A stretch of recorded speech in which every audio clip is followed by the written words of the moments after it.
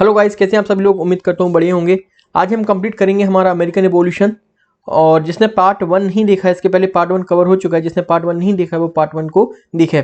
ये बेसिकली आज का जो सेकंड पार्ट है वो 1763 से स्टार्ट होगा और आज हम अमेरिकन रिवॉल्यूशन को पूरा कंप्लीट करेंगे यहाँ पर। तो सबसे पहले मैंने आपको बताया था कि 1763 में जब यहाँ पर आप देखेंगे फ्रांस हार जाता है और कनाडा ब्रिटिश कॉलोनी बन जाती है। अब फ्रांस का डर नहीं रहता है, तो इसकी वजह से क्या होता है, जो कई सारे लॉ पहले बनाए गए थे वो नॉमिनल थे, अब उनको फोर्स में लाना शुरू कर दिया। साथ ही साथ कुछ नए लॉ लेकर आई ब्रिटिश गवर्नमेंट। जैसे कि पहला क्या था, पहला था आपका करेंसी एक्ट 1764। यहाँ पर क्या था, यहाँ पर जो करेंसी एक्ट या पेपर बिल है, ओके, उसको रेगुलेट करने के लिए, पेपर मनी को रेगुलेट करने के लिए करेंसी एक्ट 1764 लेकर आई। उसमें क्या था, इसके हिसाब से फॉरवर्ड कर दिया था कॉलोनीज को। अब यहाँ पर कह दिया गया था कि अब कोई भी जो पेमेंट होंगे वो फ्यूचर बिल पर नहीं होंगे। फ्यूचर बिल का यहाँ क्या मतलब है, फ्यूचर बिल का मतलब है, मान के चलें ये अमेरिका है, ये आपका ब्रिटेन है। यहाँ के मर्चेंट ने बेसिकली यहाँ पर मान के चलें ट्रेडिंग की, यहाँ पर आइटम इंपोर्ट हुआ, ओके, अमेरिका में जो आइटम इंपोर्ट हुआ, अब इसके बदले यहाँ पर क्या पैसा देना होगा। तो ये क्या करते थे, फ्यूचर बिल का यूज करते थे कि यहाँ पर ये फ्यूचर बिल का यूज करते थे कि इन फ्यूचर में हम आपको ऐसा ऐसा पैसा देंगे। तो वही चीज यहाँ पे क्या हो गई, यहाँ पर ये करेंसी एक्ट लेकर आए हैं। करेंसी एक्ट के तहत क्या था कि अब जो ये पैसा दिया जाएगा वो एक तो फ्यूचर बिल में नहीं दिया जाएगा। पहली बात, फ्यूचर बिल में नहीं दिया जाएगा, मतलब पेपर मनी को अब इन्होंने रेगुलेट करने के लिए करेंसी एक्ट 1764 को लेकर आए, ओके। अब इसके तहत क्या हुआ, अगर आप फ्यूचर में पैसा नहीं देंगे, पेपर मनी में आप उसको रेगुलेट करेंगे, तो आप पैसा देंगे कैसे, अब आप पे करेंगे, रीपे कैसे करेंगे, आप गोल्ड और सिल्वर में अब आप यहाँ पर पैसा देंगे। ऐसा बेसिकली इन्होंने क्यों किया, ऐसा इसलिए किया क्योंकि यहाँ पर अमेरिका की कॉलोनीज की जो यहाँ पर करेंसी थी वो डिप्रिसिएट हो रही थी। अब डिप्रिसिएट अगर होगी करेंसी, तो जो ब्रिटेन के मर्चेंट्स, जो ब्रिटेन के ट्रेडर्स हैं, अगर उनको ये पैसा दिया जाएगा तो यहाँ पर क्या होगा, उन्हें नुकसान होगा। तो उसके लिए यहाँ पर करेंसी एक्ट 1764 लाया गया, जो कि पहले से ही अमेरिका के पास गोल्ड और सिल्वर के रिजर्व्स क्या थे, यहाँ पर कम थे, ओके। अमेरिका के पास यहाँ पर आप देखेंगे को गोल्ड और जो सिल्वर के रिजर्व से पहले से ही कम थे।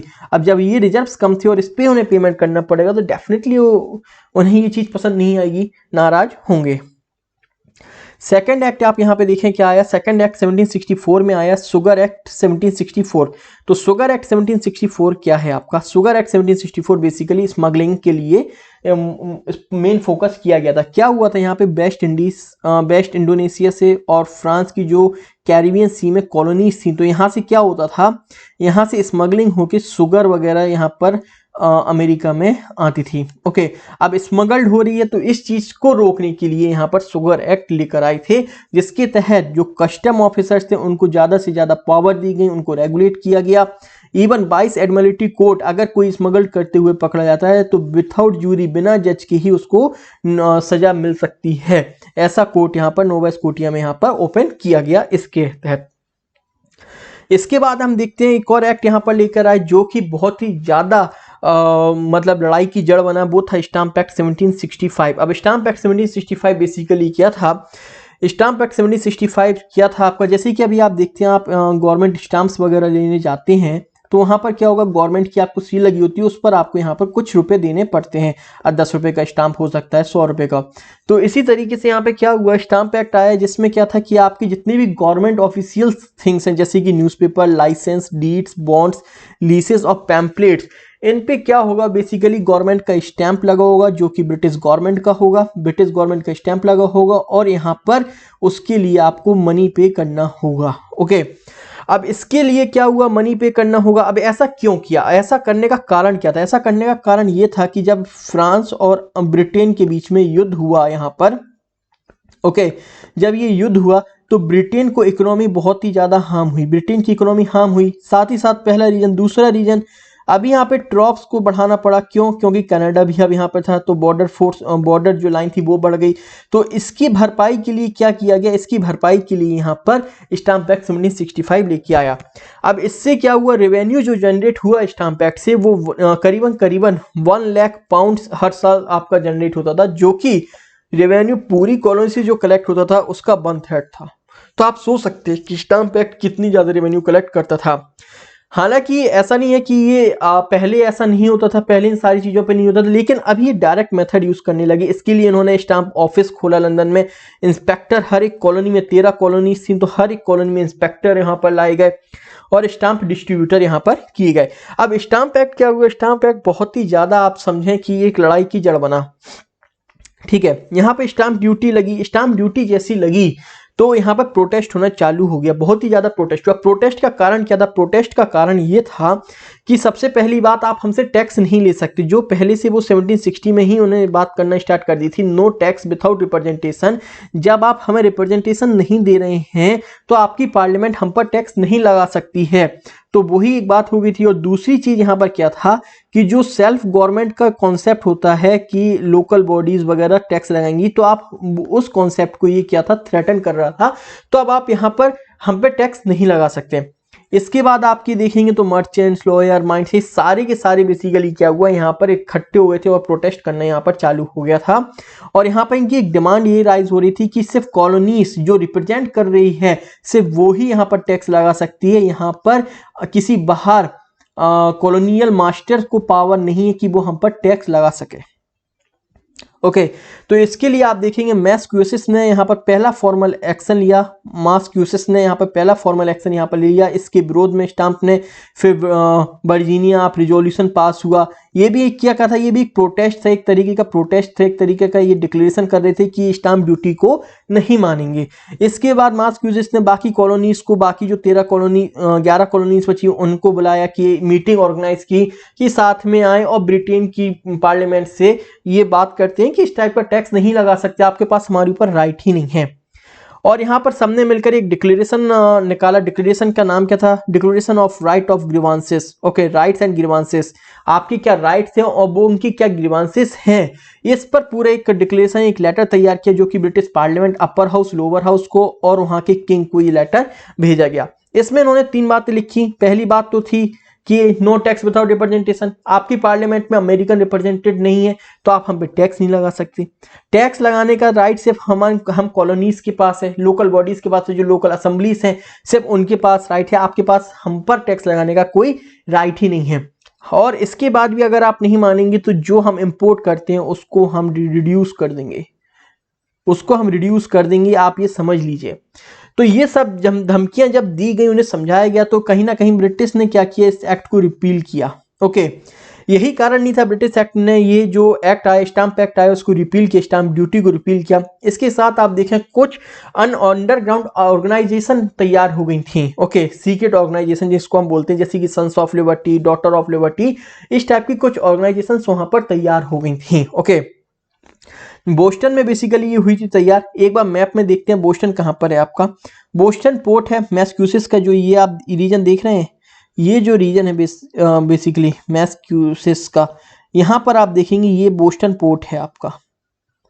ओके, ये बोस्टन पोर्ट है, ये आपका बेसिकली मैप है और ये आपका बोस्टन पोर्ट है, करेक्ट।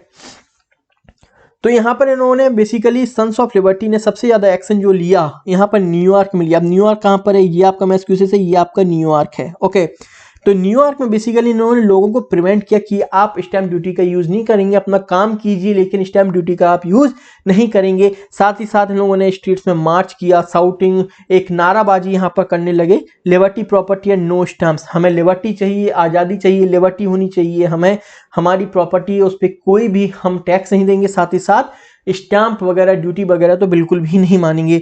जो राजा की, ब्रिटिश किंग की जो यहाँ पर इमेजेस वगैरह थी उनको फाड़ा। ओके, इसके साथ ही साथ जो यहाँ के स्टाम्प ऑफिसर है उनको कंपेल किया, डराया धमकाया कि आप यहाँ से रिजाइन कर दें। इतना ही नहीं, यहाँ तक कि आप देखेंगे जब ये सारी चीज़ें होती हैं तो अपनी कंट्री में अगर आप लोगों को भरोसे पर नहीं लेंगे तो वहाँ पे भी आप देखेंगे विरोध चालू हो जाएगा। इसी तरीके से विरोध आप देखेंगे इंग्लैंड में हुआ। इंग्लैंड में कुछ लोग यहाँ पर सिंपैथाइज हुए अमेरिकन से और उन्होंने यहाँ पर अपना आवाज़ उठाई। उन्होंने कहा कि आप इंग्लैंड में जो इंग्लिश पीपल्स हैं उनको आप दबा नहीं सकते हैं और बेसिकली ब्रिटिश पार्लियामेंट के पास कोई राइट ही नहीं है। किस बेसिस पे ब्रिटिश पार्लियामेंट अमेरिकन के ऊपर ये टैक्स वगैरह लगा रही है? तो इस तरीके से जब इशू राइज हुआ तो ब्रिटिश पार्लियामेंट को यहाँ पर ये इस एक्ट को यहाँ पर रिपील करना ही पड़ा और कोई ऑप्शन नहीं था। ओके, जब उनके पास कोई ऑप्शन नहीं था पर ब्रिटिश पार्लियामेंट ने यहाँ पर एक डिक्लेयर किया जिसको हम बोलते हैं डिक्लेरेटरी एक्ट। ओके, यहाँ पर उन्होंने एक डिक्लेरेशन दिया कि ब्रिटिश पार्लियामेंट ये रिपील कर रही है, लेकिन इसका मतलब ये बिल्कुल भी नहीं कि ब्रिटिश पार्लियामेंट आगे टैक्स नहीं लगा सकती है। ब्रिटिश पार्लियामेंट के पास पूरा पावर है अपनी कॉलोनीज पर टैक्स लगाने का। और इसी को ध्यान मद्देनजर रखते हुए ब्रिटिश पार्लियामेंट ने स्टैंप ड्यूटी को तो रिपील किया, लेकिन कंज्यूमर गुड्स पर टैक्स लगाना चालू कर दिया और एक लॉ निकाला जिसपे कहा गया कि पेपर, गिलास, टी और पेंट पर अब आपको इंपोर्ट ड्यूटी देना पड़ेगा। और जैसे ही उन्होंने इंपोर्ट ड्यूटी यहां पर लगाई, अमेरिकन ने अपना जो इंपोर्ट करते थे ब्रिटिश से वो हाफ कर दिया, वो रिड्यूस कर दिया, जो बात उन्होंने डिक्लेरेशन में कही थी। ये सारी चीजें हुई यहां पर। ओके, ये सारी चीजें हुई यहां पर। उसी बीच में क्या होता है, उसी बीच में आप देखें, मैंने आपको बताया कि 18 मार्च को डिक्लेरेटरी एक्ट निकाला गया। डिक्लेरेटरी एक्ट आपको पता है क्या है। वहीं उसी बीच में आप देखें, आपको 1765 में ही जब स्टैंप एक्ट की विरोध हो रहा था, तभी एक वहां पर आया था कोटर्निंग एक्ट। अब कोटर्निंग एक्ट में क्या था आपका, कोटर्निंग एक्ट में ये था कि जो भी अब यहाँ पर ट्रॉप्स वगैरह हमारी रहेंगी, ब्रिटिश की जो ट्रॉप्स वगैरह अमेरिकन की सुरक्षा में लगी होंगी, अमेरिका के बॉर्डर्स की सुरक्षा में लगी होंगी, कहीं कोई और कॉलोनीज ना बना ले अमेरिका में, तो उसके लिए जो भी खाना पीना खर्चा, रहने का खर्चा, जो भी खर्चा होगा वो अमेरिकन के द्वारा ही पे किया जाएगा। ये एक्ट उसी बीच में यहाँ पर ला दिया गया। अब आप देखेंगे यहाँ पर क्या हुआ, यहाँ पर बेसिकली 1766 में इसको रिपील किया गया और उसी समय डिक्लेरेटरी एक्ट निकाला गया अपनी इमेज बचाने के लिए कि हालांकि हमने इसको रिपील किया लेकिन हमारे पास पूरा राइट्स है, और वहां पर उन्होंने कंज्यूमर गुड्स पर टैक्स लगा दिया। इसके बाद आप देखें, जब यहाँ पर इंपोर्ट रिड्यूस हुआ, स्टैंप एक्ट का इशू आया, तो यहाँ पर क्या हुआ, ग्रीन वैली की जो यहाँ पर मिनिस्टर्स थी वो फेल हो गई। यहाँ मतलब कि उनको अपने पीएम की पोस्ट से इस्तीफा देना पड़ा। अब जब उन्हें अपनी पीएम की पोस्ट से इस्तीफा देना पड़ा, तो उस समय जो नए पीएम बने वो कौन थे, वो थे आपके रॉकिंघम। ओके, रॉकिंघम उस समय आपके नए पीएम बने। ओके, रॉकिंघम यहाँ पर आप देखें नए पीएम बने, और चांसलर बने आपके टाउनसेंड, आपके यहाँ पर नए चांसलर बने, चांसलर ऑफ एक्सचेकर। ओके, लेकिन आप देखें यहाँ पर रॉकिंघम की यहाँ पर तबीयत खराब हो जाने के पास पूरी जो सत्ता थी, पूरी जो पावर थे वो टाउनसेंड के पास आए। अभी इन्होंने क्या किया, इन्होंने यहाँ से कुछ चीजें तो सीखी, ग्रीन वैली से इन्होंने कुछ चीजें सीखी, लेकिन उन्होंने भी सब कुछ यहाँ पर चीजों को बिगाड़ा। ठीक है, देखते हैं कैसे। इन्होंने सबसे पहले जो शुगर एक्ट, मोलेसिस वगैरह पे जो इंपोर्ट ड्यूटी थी, ओके, उसको यहाँ पर कम किया। उन्होंने कहा कि पहले $3 लगती थी, अब वो $1 लगेगी पर गैलन। ये तो एक कॉन्सिलेटरी स्टेप था, ये सिर्फ एक ही ऐसा स्टेप था जो अमेरिकन के फेवर में था। बाकी सारे स्टेप्स देखें वो अमेरिकन के विरोध में थे। इन्होंने क्या किया, इन्होंने पेंट, पेपर, ग्लास, टी और लीड पर अब यहाँ पर इन्होंने इंपोर्ट ड्यूटी फिर से इन आइटम्स पर इंपोज कर दी। इन आइटम्स पर इंपोर्ट ड्यूटी इंपोज कर दी। साथ ही साथ कहा कि अब जो गवर्नर हैं, जजेस हैं और जो रॉयल ऑफिसर्स हैं, उनकी जो सैलरी होगी, उनकी सैलरी कौन देगा, अमेरिकन के द्वारा उनकी सैलरी पे की जाएगी। तो ये सारी चीजें अमेरिकन को पसंद नहीं आ रही थी। साथ ही साथ उन्होंने क्या किया, जो बोर्ड ऑफ कस्टम्स थे, बोर्ड ऑफ कस्टम ड्यूटी वगैरह या स्मगलिंग वगैरह ना हो, उसके लिए सारे कमिश्नर्स और अदर एडमिनिस्ट्रेटिव मशीनरीज को ज्यादा से ज्यादा यहाँ पर पावर उन्हें प्रोवाइड किए गए। इसी बीच आप देखेंगे कि न्यूयॉर्क असेंबली यहाँ पर इशू होता है। न्यूयॉर्क असेंबली इशू होता क्यों है, अभी मैंने आपको बताया था कि यहाँ पर एक कोटर्निंग एक्ट आया था। कोटर्निंग एक्ट के तहत क्या था कि यहाँ पर आपके एरिया में जो भी ट्रॉप्स रहेगी उसका पेमेंट कैसे होगा, उसका खाना पीना खर्चे का सब कुछ जो खर्चा होगा वो कैसे होगा, अमेरिकन कॉलोनीज देंगी। ओके, अमेरिकन कॉलोनीज देंगी। वहाँ की जो लोकल लेजिस्लेटिव असेंबली है वो एक्ट के थ्रू यहाँ पर इनका खर्चा देंगी। लेकिन उसी बीच क्या हुआ, न्यूयॉर्क की जो असेंबली थी इन्होंने रिफ्यूज कर दिया कि वो ये टैक्स नहीं देंगी, वो ये पेमेंट नहीं करेंगी।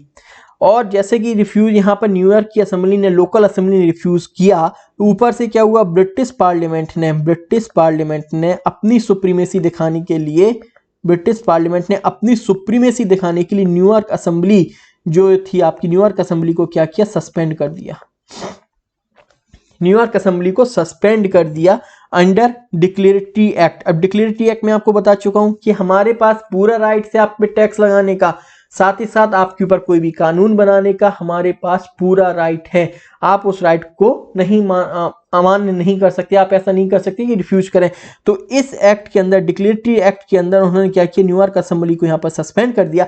हालांकि बाद में न्यूयॉर्क असेंबली ने इस जो ये बिल पास होना था ट्रॉप्स के पेमेंट का, उसको पास कर दिया, वहां से पैसा निकाल दिया गया। तो ब्रिटिश पार्लियामेंट ने भी न्यूयॉर्क असेंबली का जो सस्पेंशन था वो रिफ्यूज़ कर दिया।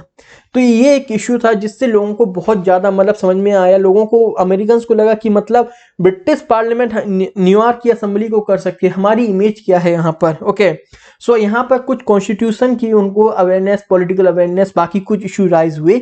देखते हैं कैसे।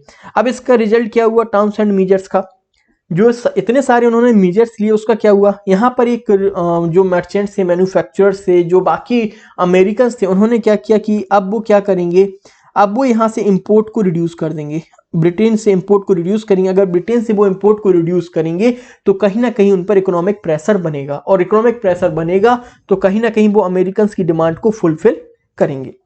इसके बाद यहाँ पर जॉक डिकिंसन जो हैं आपके, उन्होंने एक बेसिकली इंटेलेक्चुअल पर्सनालिटी हैं अमेरिकन की, पॉलिटिकल फील्ड से भी थे ये।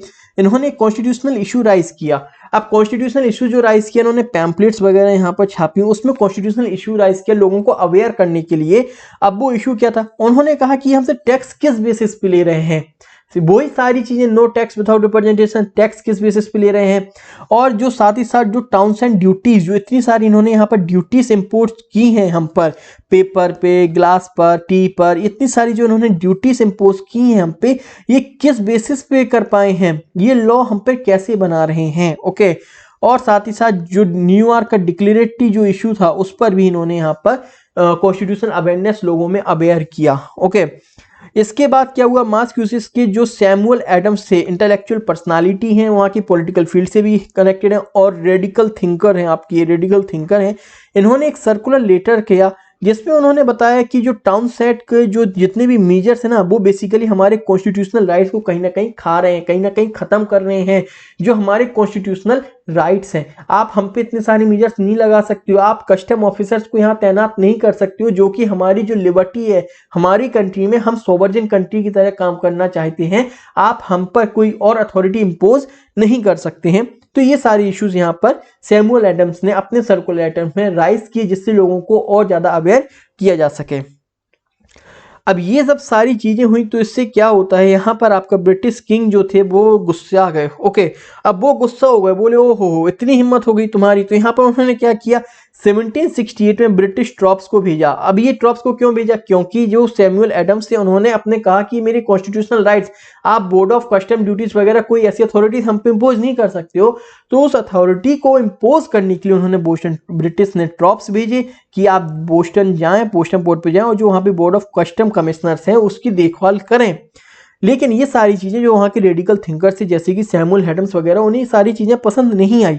इसी कारण बस क्या हुआ यहाँ पर, इसी कारण में आप देखेंगे कि यहाँ पर जब ब्रिटिश ट्रॉप्स थी और यहाँ पर जो अमेरिकन पीपल्स थे, उनके बीच में एक झड़प स्टार्ट हो जाती है, जिसको बोलते हैं हम डिंग डोंग बैटल। 1770 में यहाँ पर जब डिंग डोंग बैटल होती है, तो उसमें क्या होता है, कैप्टन जो होते हैं, प्रेस्टन होते हैं, वहाँ के लोगों ने पहले क्या होता है, वहाँ के सोल्जर्स को पकड़ लिया होता है। ठीक है, पकड़ने के बाद जब कैप्टन प्रेस्टन वहाँ पे पहुँचते हैं, तो उन सोल्जर्स को छुड़ाने के लिए वो फायर का यहाँ पर ऑर्डर दे देते हैं। उस वजह से कुछ अमेरिकन लोग मर जाते हैं। ओके, उनकी मृत्यु के कारण गोली चलवा दी यहाँ पे कैप्टन ने, तो उसकी मृत्यु के कारण, तो अब यहाँ पे क्या हुआ, अब जो कैप्टन प्रेस्टन थे, अब ये इशू यहाँ पर क्या इन्होंने डिमांड की, एक तो पहली बात, कैप्टन प्रेस्टन की जो कोर्ट में वो होनी चाहिए, सुनवाई होनी चाहिए, वो अमेरिका में होनी चाहिए। लेकिन ब्रिटेन ने कहा आप हम पे विश्वास रखें, इनको सख्त से सख्त सजा मिलेगी, हम पूरी कमेटी बिठा लेंगे, उसकी जांच करेंगे, इनको ब्रिटेन के कोर्ट में ही आप यहाँ पर प्रेजेंट होने के लिए वो। तो अमेरिकन ने ये ब्रिटेन की कोर्ट में प्रेजेंट हुए, वहाँ की ब्रिटेन की कोर्ट ने एक हल्की फुल्की सजा देके इनको रिलीज कर दिया, इनके साथ जो बाकी सोल्जर्स थे। तो ये अमेरिकन के लिए एक आंख खोल दी गई कि ब्रिटेन अब अलग, मतलब ब्रिटेन का एक अलग ही वो है, वो हमारे ऊपर कॉलोनियल मास्टर्स की तरह काम कर रहा है टोटली। इसके बाद यहाँ पर क्या होता है, एक और इंसिडेंट होता है, रोडे आइलैंड इंसिडेंट्स होता है। वो देखें आप, रोडे आइलैंड्स कहाँ पे, ये है, ये छोटा सा दिख रहा है आपको, ठीक है, मैं मैप बड़ा करता हूँ थोड़ा, ये है आपका, ओके, ये मैसाचुसेट्स है, ये न्यूयॉर्क है, ये आपका रोडे आइलैंड है।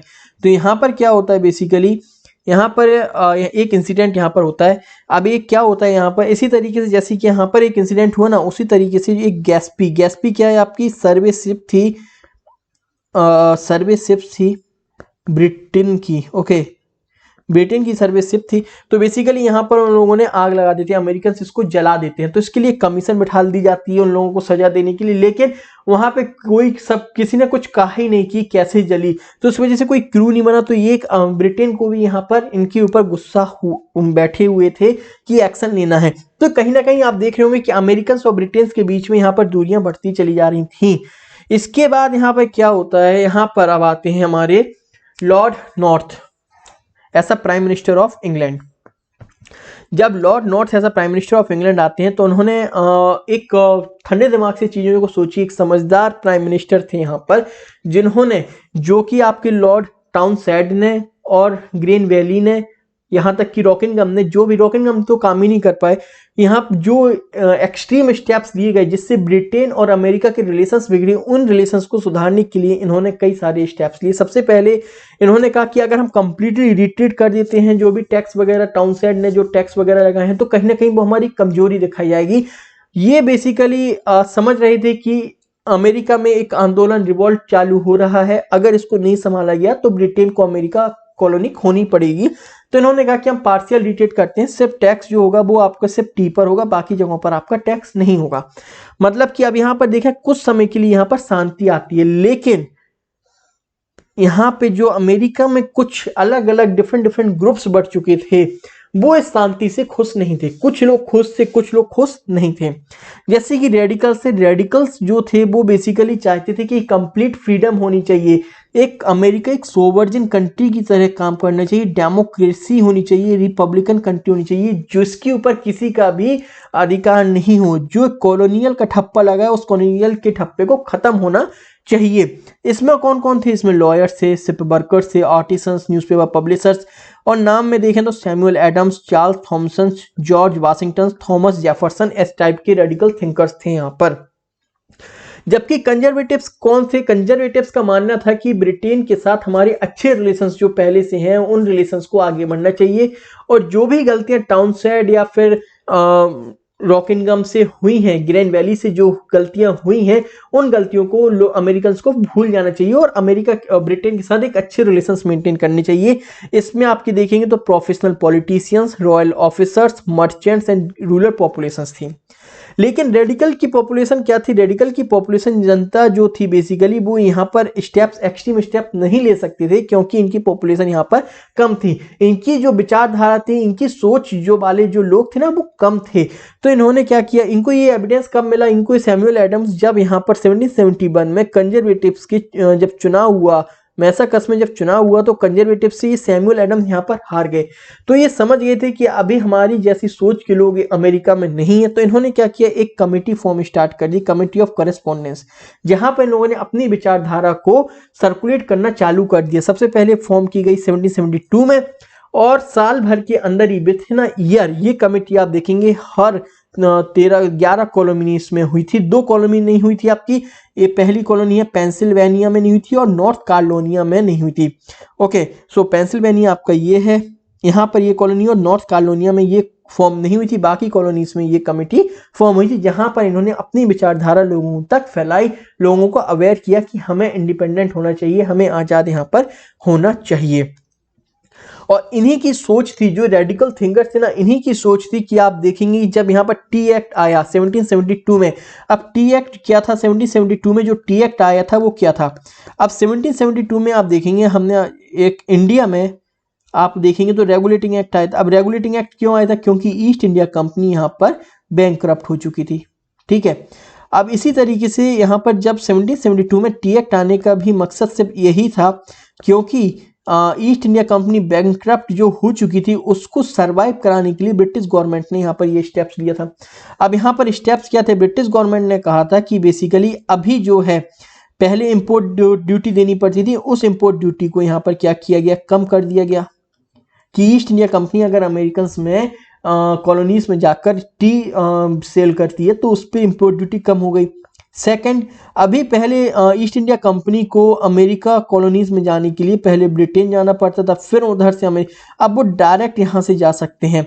तो इससे क्या हुआ, जो टी का जो प्राइस था, ठीक है, वो क्या हुआ, कम हुआ।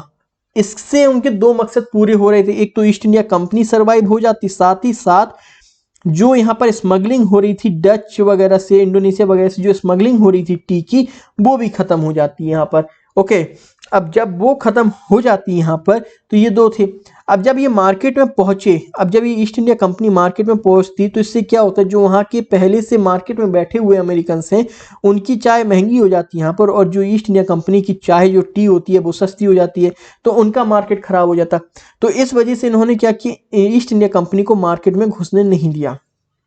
ओके, लेकिन ईस्ट इंडिया कंपनी की जो एक शिप आती है, बेसिकली शिप आती है मैसाचुसेट्स में, जब से पहुंचती है मैसाचुसेट्स में, जब से पहुंचती है आपकी बोस्टन पोर्ट पर, तो वहां पे लोग यहाँ पर मना करते हैं कि आप शिप को यहाँ पर खाली नहीं करेंगे, वापस ले जाए शिप को। लेकिन वहां का जो गवर्नर था वो ऑर्डर देता है कि आप शिप को लेकर आए, खाली करें। ये जो एटीट्यूड था ये पसंद नहीं आया, और जो आप मैंने आपको बताया था सीक्रेट ऑर्गेनाइजेशन थी, जैसे सन ऑफ लिबर्टी हो गया, डॉटर ऑफ लिबर्टी हो गया, इन लोगों ने जो चाय थी उसको यहाँ पर सी में फेंक दिया, और सी में फेंकने के कारण जो चाय फेंक दी सी में, उसको बोला जाता है यहाँ पर बोस्टन टी पार्टी। तो आई होप ये क्लियर हो गया होगा बोस्टन टी पार्टी क्या है आपकी।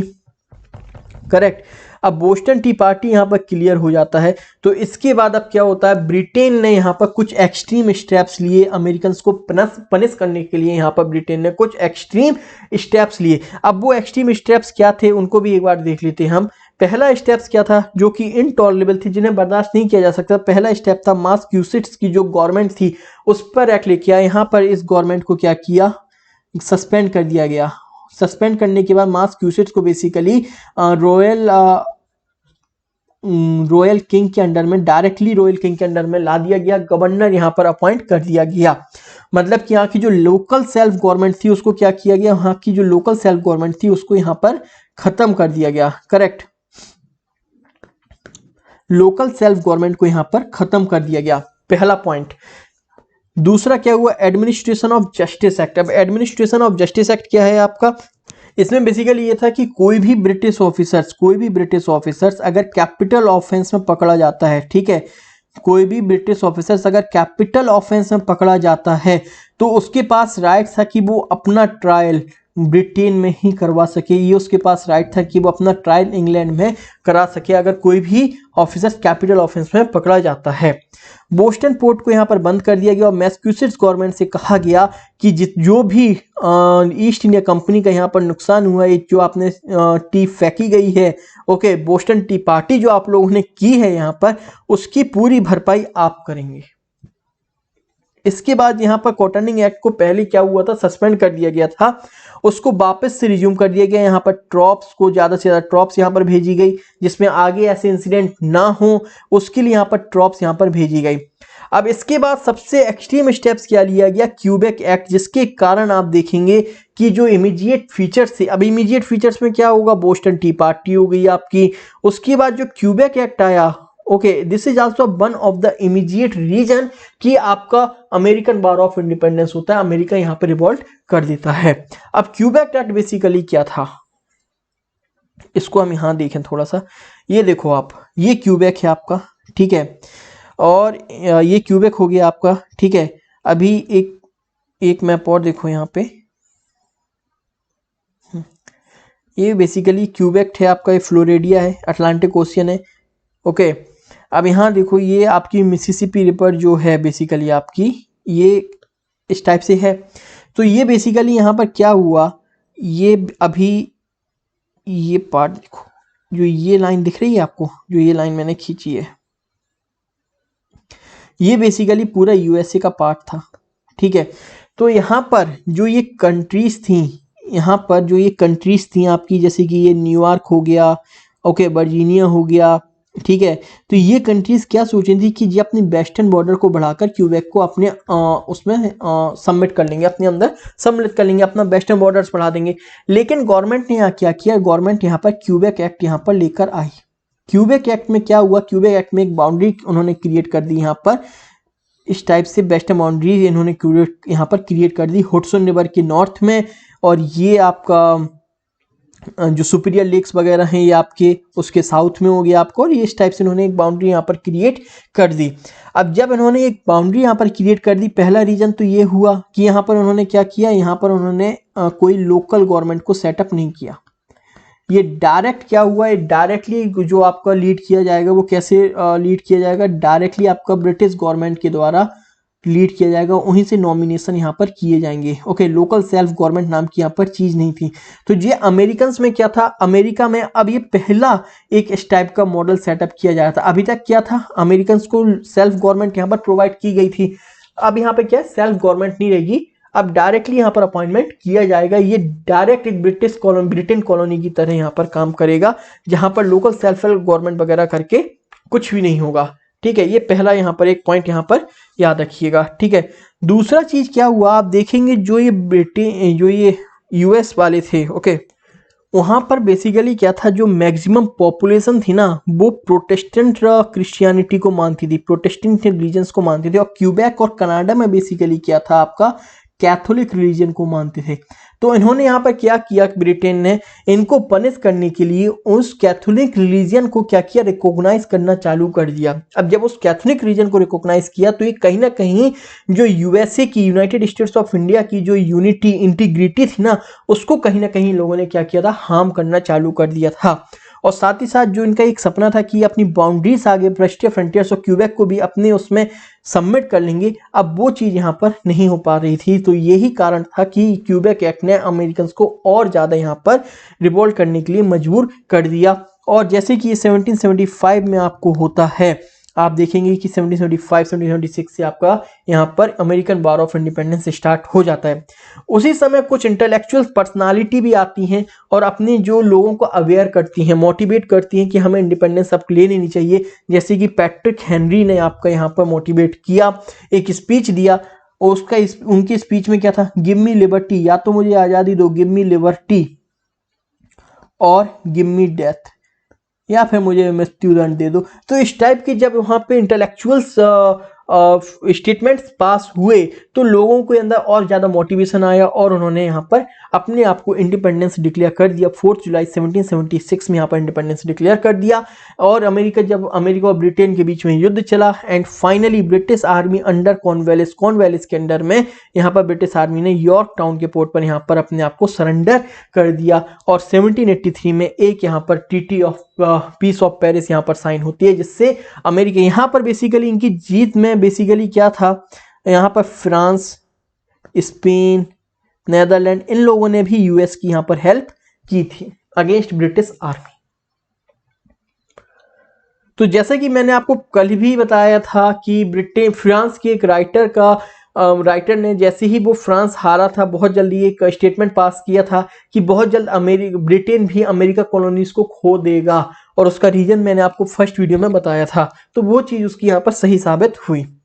इसके बाद अगर हम सिग्निफिकेंस की बात कर लेते हैं तो यहाँ पर सिग्निफिकेंस क्या है, ओके, यहाँ पर सिग्निफिकेंस की बात करते हैं। अमेरिका एक पहला मॉडर्न रिवॉल्यूशन निकला जिसने इंस्पायर किया, ठीक है, अगेंस्ट डेस्पोटिक रेजिम, मतलब कि डेस्पोटिक रेजिम के अंदर पहली बार किसी ने यहाँ पर रिवोल्ट किया था और जीत भी हासिल की थी। ओके, इसीलिए यहाँ पर अमेरिका को basically mother of all revolution कहते हैं, क्योंकि जब अमेरिका में रिवॉल्यूशन हुआ 1776 में रिवॉल्यूशन जब स्टार्ट हुआ, तो इसके बाद आप देखेंगे कई जगहों पर रिवॉल्यूशन इसी से लेकर इंस्पायर हुए, जैसे कि आपको फ्रांस रिवॉल्यूशन हुआ, Irish revolution, Latin America, Spanish, European revolution, ये सारे कहीं ना कहीं अमेरिका की रिवॉल्यूशन से इंस्पायर हुए थे। अमेरिका में पहली डेमोक्रेटिक गवर्नमेंट यहाँ पर सेटअप हुई, हालांकि ये कंप्लीटली डेमोक्रेटिक गवर्नमेंट नहीं थी, लेकिन यहाँ पर पहली डेमोक्रेटिक गवर्नमेंट यहाँ पर सेटअप हुई। साथ ही साथ यहाँ पर पहला रिटन कॉन्स्टिट्यूशन हमें देखने को मिलता है। और इसके बाद यहाँ पर जो ट्रांसफॉर्म अमेरिका ने किया पूरे वर्ल्ड को अपने जो आइडियाज से, जैसे कि liberty, equality, fraternity, rule of law, constitutionalism, इस टाइप के जो नए नए आइडियाज अमेरिका ने पूरी दुनिया में प्रचलित किया, आप देखते हैं कि कहीं ना कहीं इससे कई सारी कंट्रीज में यहाँ पर कहीं ना कहीं रिवॉल्यूशन हुआ। तो आप ये सारे सिग्निफिकेंस यहाँ पर डाल सकते हैं, अमेरिका के रिवॉल्यूशन का क्या सिग्निफिकेंस रहा। गाइस, ये आपका कंप्लीट होता है यहाँ पर अमेरिकन रिवॉल्यूशन। ओके, यहाँ पर इस अमेरिकन रिवॉल्यूशन कंप्लीट होता है। And guys, thank you so much. अगर वीडियो पसंद आती है तो गाइस लाइक, शेयर और सब्सक्राइब करना मत भूलिएगा इसी तरीके से वीडियोस को देखने के लिए। And thank you so much.